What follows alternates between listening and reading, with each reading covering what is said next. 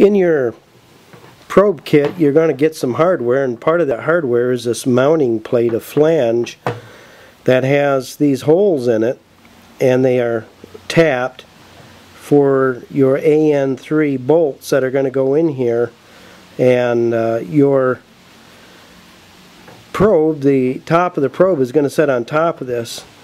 What I did was to take and set this on the tank. Now you want to find a location where when this probe goes down in there, it does not get close to, if you can see down in there, you'll see that metal tube down there. That's where the fuel is drawn up into the fuel pump. So you want to mount your probe over to the side where it's going to be away from that. So those two metal probes, the fuel sender probe and the fuel supply pipe, do not touch one another. You want to avoid that happening.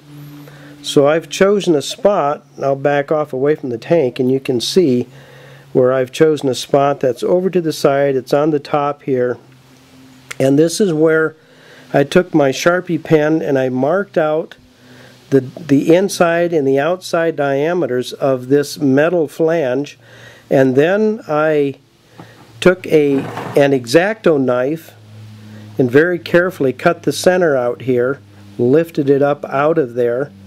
The next step I did was to take a soldering iron, and I burned the holes for the holes through. I used this as a template, and I literally melted the holes through into the tank for where the screws will mount. I then took a 1032 tap. I used my X-Acto knife to clean the edges off of the top of the tank here and take those pieces away from here.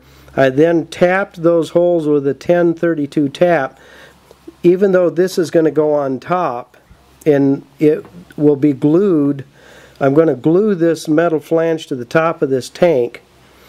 These bolts will go through, and the heads of the screws will go through that there into the tank, and that is what will hold this probe, and there will be seal and gasket seal between here and there to prevent leaking.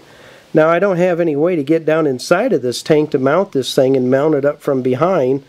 If I were building an aluminum tank, I could probably do that, but as you can see with the tanks that we have, you're pretty much stuck with mounting this up on top, gluing it on. I'll show you the adhesive that I'm going to use to secure that, and then the probe goes on top of there. These bolts go through the probe and they tap and screw down in to this ring, this flange.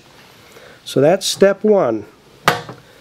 Mark your hole, mark the location, use an X-Acto knife. You'll have to use a very sharp knife and just take small, tiny strokes all the way around until you get to the point where one edge of it will push down in. Then I took a 90-degree pick, got underneath there, pulled it up, and just pulled it right out of there.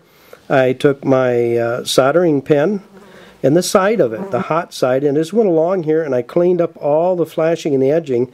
The idea is to keep as much garbage from falling down in there as possible. Now when I was tapping these holes out, the plastic's hard enough that you can actually tap it. And I did get some stuff down in there, so I took my air vacuum and I got down in there and just vacuumed the bottom of the tank out. There wasn't very much, but you want to limit or try to eliminate any contamination from getting down inside that tank. In the next step, I will glue this flange down to here, and then we'll go through, put a gasket on, and cut the probe to length, and then mount it in here.